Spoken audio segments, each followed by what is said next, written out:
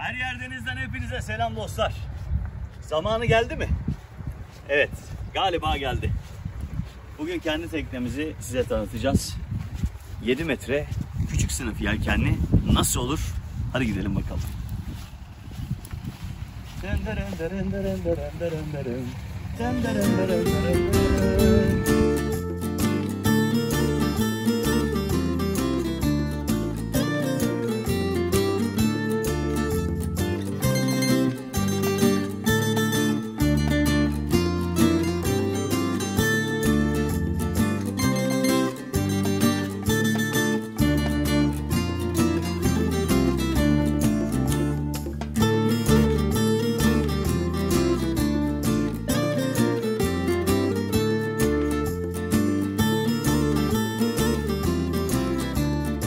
Teknemiz Egeat 23. Teknemiz hakkında biraz bilgi vermem gerekirse tam boyu 7 metre. Su hattı boyu 6.10 metre. Teknemizin genişliği 2.5 metre. Teknemizin ağırlığı 1250 kilogram. Teknemizin draftı 1 metre. Salmamız 350 kilogram iken kabin yüksekliğimiz 1.50. Yelken alanımız toplamda 22 metrekare. Ana yelkenimiz 10.25 metrekare iken Cenova'mız 11.48 metrekare. Önerilen motor 9.9. Şimdi Alargıdık teknemize gidiyoruz. Alargıdık teknemize gitmek için böyle kürek çekmek zorundayız. Hadi gidelim.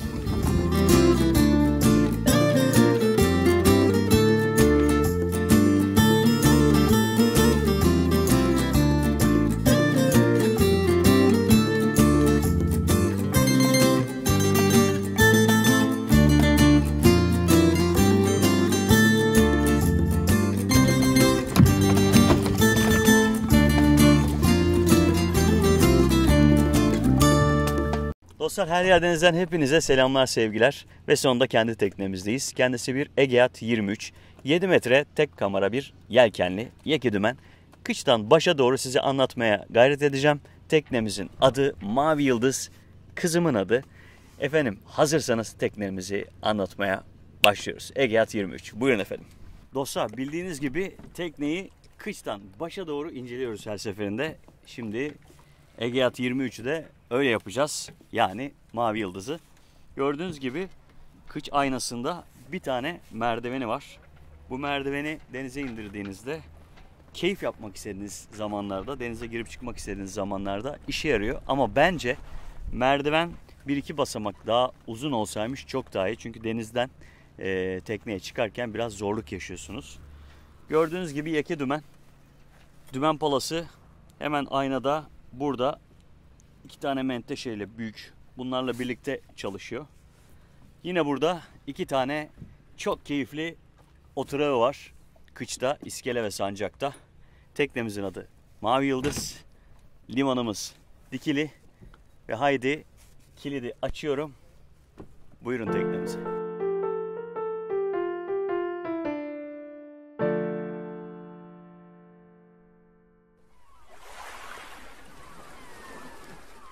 Kıç platformun üstündeyim. 2 tane oturak var burada, iskelede ve sancakta.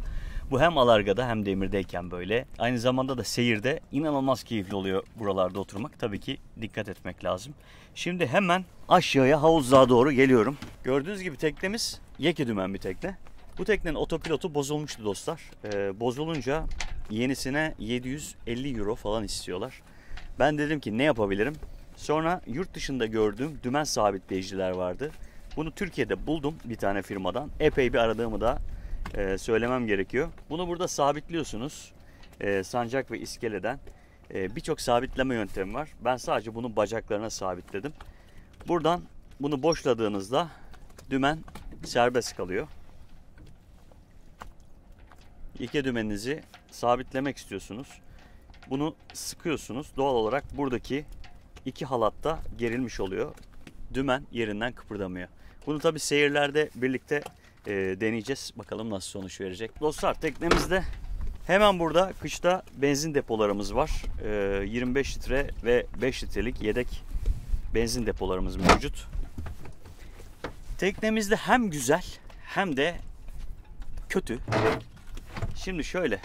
Teknemizin motoru burada gömülü. Görüyorsunuz burada bir motor kuyusu var. Motorumuzun şaft tarafı, pervanesi tamamen suyun altına gömülü. Bunun tabi artıları dümen palasının arkasında kalıyor. Dümen palası da kış tarafa doğru kalıyor motorumuz böyleyken. Bu tabi kontrol açısından palanın da pervane etkisini hissetmesi açısından güzel bir şey. Fakat şöyle bir eksisi var. Sürekli suyun içinde olduğu için sürekli üzeri kekamoz ve canlılarımızla kaplı oluyor. Biz bu motoru sürekli kaldırıp temizlemek zorunda kalıyoruz. Motor trime kalkmıyor. Kıç aynadan kapalı olduğu için trime kalkmıyor. Trime kalkmayınca da bütün denizdeki olumsuzluklardan etkileniyor. O yüzden sürekli çıkarılması lazım. Bence daha iyi düşünülebilirdi. Özellikle Elan 210'larda burada havuzlukta gömülü oluyor bu motorlar. Yine motor içeri gömülüyor. Fakat seyri bitirdikten sonra bir aparatla yukarı alıyorsunuz. Motor havuzluğa yatıyor. Motorumuz bu şekilde 9.9 bir motorla kullanıyoruz biz teknemizi. Hemen buraya geldiğimde burada akü göstergeleri var. Bu ırgatımızın kumandası. Irgat kumandası bence yanlış konumlandırılmış. Sebebi de şu. Siz burada demir atmaya geldiğinizde koydasınız. Demir atmak istiyorsunuz. Hemen öne bakalım. Yani bu mesafenizden ırgat tam orada kalıyor. Şimdi bana dönerseniz şöyle bir durum söz konusu. Ben şimdi buradan bunu demir atarken kullanmak istiyorum. Fakat ırgatı göreceğim diye şöyle bir hareket yapmam lazım. Ben ne yaptım? Şimdi yeni bir kumanda aldım. Bunu en azından 1 metre bir kabloyla uzatıyorum. Burada demir attığımda çok rahat kaç metre demir attığımı görebiliyorum. Hemen buraya geldiğimizde iskele tarafa. Burada da 5 litrelik benzin depolarım var. Aküm burada. Bot şartelim burada. Burayı kapatıyorum. Hemen burada dış alandaki duşum mevcut. Temiz suyla duş yapmak istersem bunu buradan kullanıyorum. Bu gördükleriniz otopilotun aparatları. Buradan bir üçgenle uzuyor ve otopilota uzanıyordu. Fakat ben söktüğüm için burada değiller. Burada yine koç boynuzları var. Burada benim sancakta yüzer bir halatım her zaman sabit duruyor. Küçük bir koç boynuzu var. En fazla kullanabildiğiniz halat bunlar. Belki biraz daha kalını kullandığınızda oldukça zorlanıyorsunuz. Bir tık daha büyük olsa bence daha güzel olurmuş. Burada bir kablo görüyorsunuz. Bu kablo yukarıdaki güneş panelinin kablosu, içeriye enerji götürüyor. Bizim için önemli kablolardan bir tanesi. Olta tutucumuz burada. Her yer deniz bayrağımız, Türk bayrağımız ve yukarıda biminimiz. Hemen buraya geldim. Buradaki portuşta, burada içeride yedek çapalarım, minderlerim, kovalarım, ekstra şemsiye, merdivenim, ekstra şamandıram mevcut. Oldukça geniş bir alana sahip iki tarafta. Sonuçta bunun kış tarafında herhangi bir kamera yok. Kamera olmadığı için de oldukça geniş depolama alanlarına sahip havuzlukta. Keşke aynı şeyi içeride de söyleyebilseydim. Ama hemen bu tarafa bakalım. Yine burada da oldukça kapalı görüyorsunuz. Bunların içerisinde şu anda can yeleklerim ve yedek halatlarım var. Hepsi poşetli şekilde duruyor. Kablolarım, elektrik kablolarım da arkadan geçiyor. Şimdi dostlar burada bir tane kol görüyorsunuz. Gaz kolu. Bu motor bir önceki Yamaha'da buradan çelik halatlarla birlikte bu gaz koluna geliyordu. Bunu yukarı kaldırdığınızda ileri ve geri çalışıyordu. Fakat yeni motorda böyle bir sistem yok. Ben özellikle tercih ettim. Tercih etmemin sebebi de şimdi yeni sistemde bu şekilde kullanıyorum bunu. Gaz kolu buraya çıkıyor ve ben buradan motorumun gazını verebiliyorum. Buradan da ileri geri kullanabiliyorum vitesimi. O yüzden bunu ben iptal ettim. Belki de sökerim, bilmiyorum.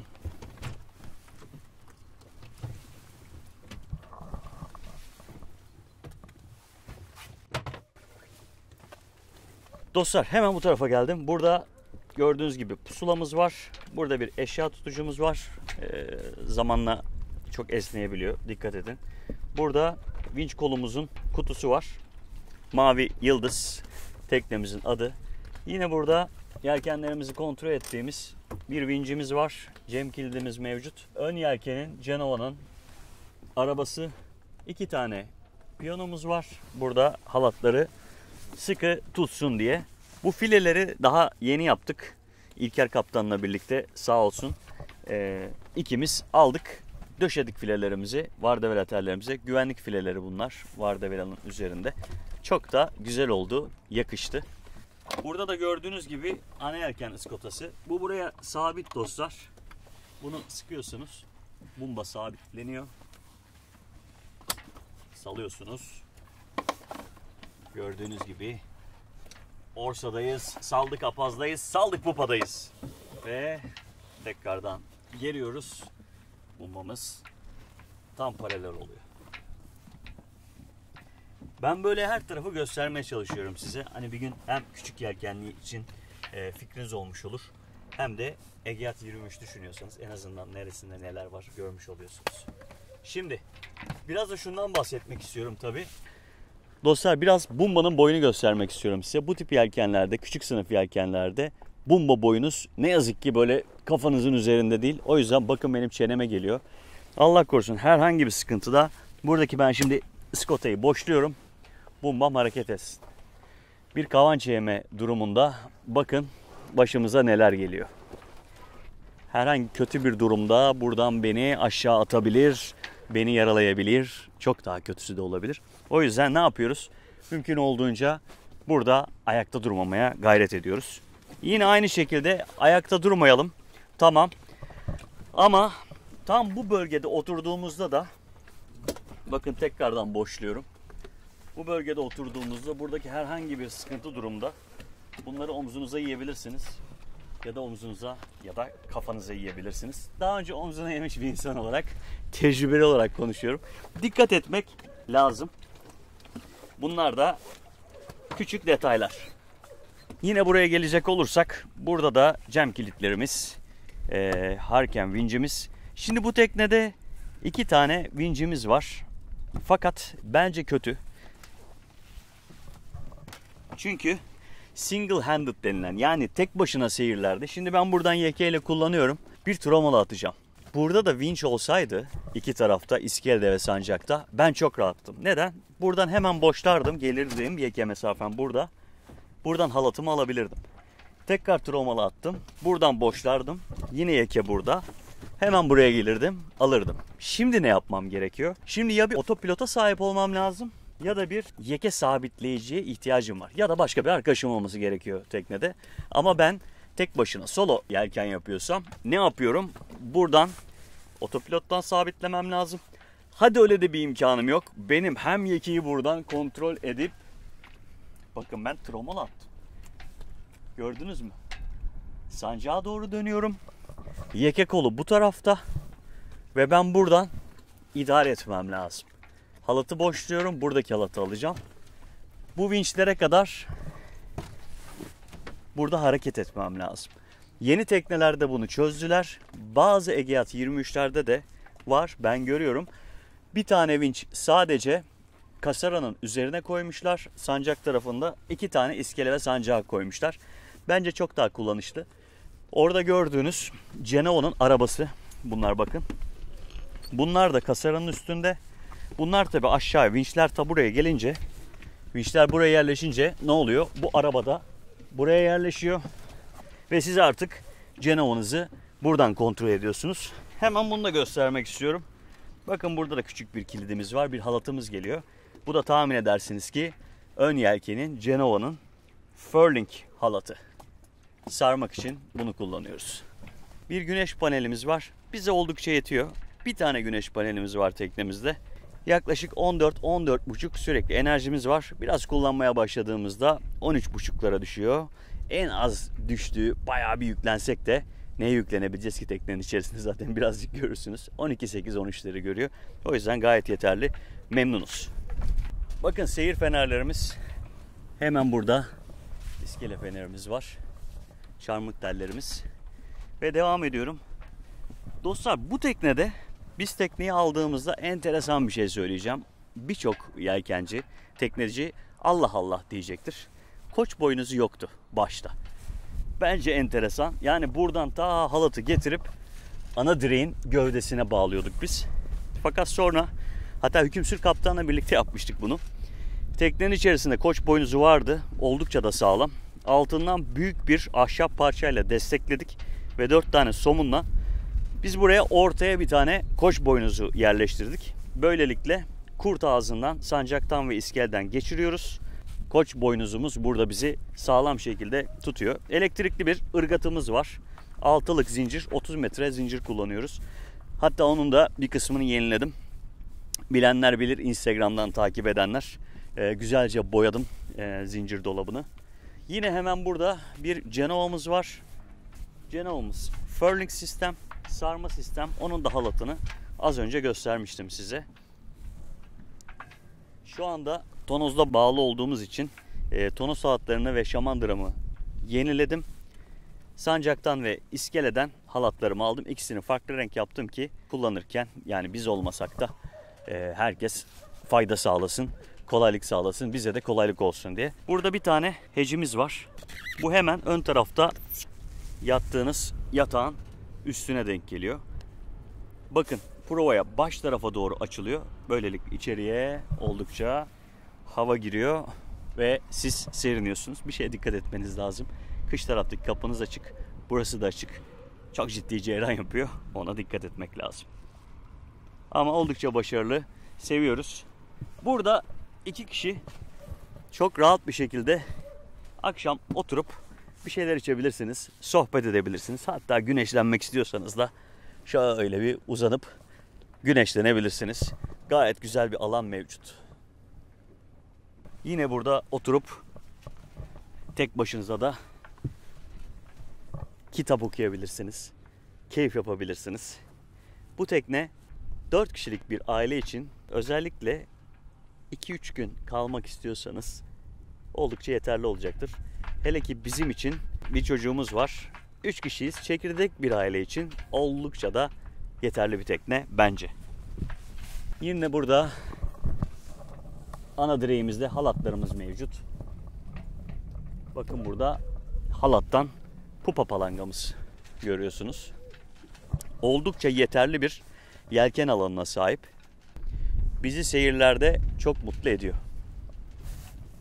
Biz bu tekneyi İstanbul Avcılar'dan aldık. İstanbul Avcılar'dan tam 2,5 günde buraya Dikili'ye getirdik. Sadece bir Bozcaada'ya girdik. Bozcaada'da sanıyorum ki 3-4 saat kaldık, dinlendik ve aşağı devam ettik. Gece gündüz seyrettik dostlar. Bu teknede hiçbir elektronik cihaz yok.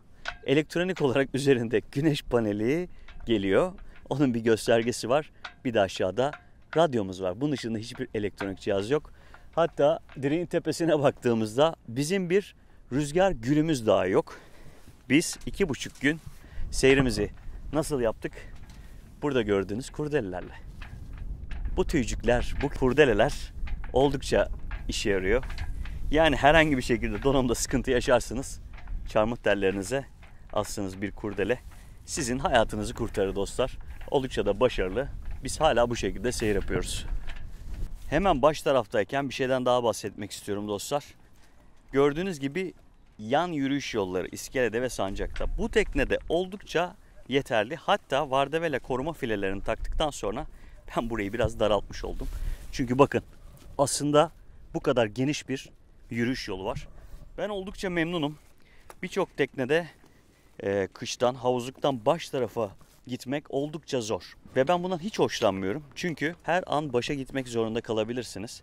Bazı teknelerde yürüyüş yolunuz rahat. Fakat havuzluktan yürüyüş yoluna çıkana kadar da bayağı neredeyse denizle aşırı neşir oluyorsunuz. O yüzden bence bir teknenin en önemli ayrıntılarından bir tanesi kış taraftayken havuzluktan baş tarafa yürüyebilmeniz. O yüzden bu teknede oldukça memnunum. Hemen burada da bir kakıçımız var.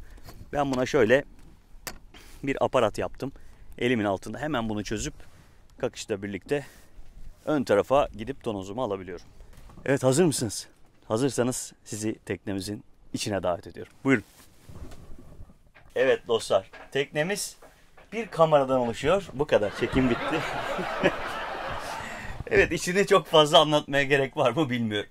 Teknemizde burada 2 kişi ön tarafta baş kamerada master cabin, bakın gördüğünüz gibi 2 kişi çok rahat yatabiliyorsunuz. Hemen burada gökyüzü pencereniz bile var. İnanılmaz konforlu. Hemen buraya geliyorum. Burada Çok uzağa gitmenize gerek yok. Yatağınızın altında bir tuvalet görüyorsunuz. Evet. Şöyle biraz sert davrandık. Manuel bir tuvaletiniz hemen yatağın altında mevcut. Çok kullanışlı mı? Rahat mı? Hayır değil. İnanılmaz dar. Çok kullanıyor muyuz? Çok uzun günlerce teknede kaldığımız olmadığı için henüz çok da fazla kullanmadık. Evet, hemen buraya geliyorum. Burada güneş panelimizin göstergesi mevcut. Hemen burada bir inverter'ımız var. 150'lik bir inverter. Bilgisayarınız kapalıyken şarj eder. Ama bilgisayarınız çalışırken şarj etmeye kalkarsanız piu piu piu diye artık ben yetmiyorum diye bağırmaya başlar. Onun da altını çizmiş olayım. Inverter tercih ederseniz ona göre tercih edin lütfen. Hemen buraya geldiğinizde de göstergelerimiz mevcut. Buradan sintine pompalarımızı, teybimizi, iç aydınlatmamızı, elektronik olarak seyir fenerlerimizi hepsini buradan kontrol ediyoruz. Açıyoruz, kapıyoruz. Hemen burada gözlerimiz var. Dışarıda demiştim keşke içeride de o kadar depolama alanı olsaydı diye. Burada küçük bir gözümüz var. Hemen bunun üzerinde bir gözümüz var. Ben bunlara ufak kapaklar yaptırmayı düşünüyorum. Çok fazla toz girmesin diye. Çünkü anca eşyalarımızı buraya koyuyoruz. Dış bölümde de bu şekilde İskender Sancak'ta raflar var. Rafların üzerine bir şeyler yerleştirebiliyorsunuz, koyabiliyorsunuz. Burada mutfak eşyalarımız var, işte tuzluklarımız var, cezvemiz var. Burada inanılmaz marin hoparlör derdim demeyeceğim. Normal bildiğiniz araba hoparlörü yapmış bizden önceki sahipleri. Çok kullanışlı, gerçekten güzel sesi var. Teknede zaten elektronik olarak anlatabileceğim diğer unsursa daha önce de söylediğim gibi teybimiz. Teknede bir teyip var, o da ototeyip. Burada ana direğin uzantısını görüyorsunuz, kameranın içindeki direğin. Hemen salmanın saplamaları burada, faş tahtalarının altında. Bu teknede 350 kilo bir salma mevcut dostlar. Şimdiye kadar herhangi bir problemde yaşamadık. Çok şükür. Seyirde de yaşamadık. Hemen buraya geldiğinizde burada depolama alanlarınız var. Yine dediğim gibi buralar bence kapak istiyor. Burada raflarınız var. Bizim tabii bir sürü eşyamızın olduğu, oltalarımın olduğu, vinç kolumun olduğu eşyalarda. Burada iç aydınlatması 2 tane böyle aydınlatma pencereniz var. Yani lumboz demek isterdim ama çok da bence lumbozu hak etmiyor bunlar. Açılır kapanır değil. Bunlar bildiğiniz plexiglass malzeme. Yenilerken de oldukça zorlandım. Keşke çok daha sağlam bir malzeme olsaydı. Çok dikkat etmediğinizde ciddi yağan yağmurlarda su oluyor. Sürekli etrafından şeffaf Dyson'la geçmek zorunda kalıyorum. Yahu yattığımız yerin hemen altında, başımızın altında tuvalet mi var diyorsanız çok uzağa gitmenize gerek yok. Uyandınız, hemen altınızda. Yatağı hemen küçük bir bozmanıza bakıyor. Arkadaşlar küçük alanlarda yaşamak, teknede, küçük teknede yaşamak istiyorsanız bu şekilde yaşamak zorundasınız. Çok konforlu mu? Değil. Hijyenik olmak zorunda mı? Evet. Tuvaletiniz var mı? Var efendim. Hemen bu tarafa geçmek istiyorum. Kameraya girdiğiniz yerde bakın kapınız, bu kapıdan bir tane daha var. Üzerini de daha önce gördüğünüz gibi kapatabiliyoruz. Şimdi açalım, hava girsin. Teknede daha önce bahsettiğim gibi burada bir tane teybimiz var. 3-5 rafımız var, peçetelerimiz var, eşyaları koyabildiğimiz. Gördüğünüz gibi size efsane bir şey tanıştım. Her teknede olması gereken, olmazsa olmaz tost. Ocaküstü tost. Lütfen bunu edinin.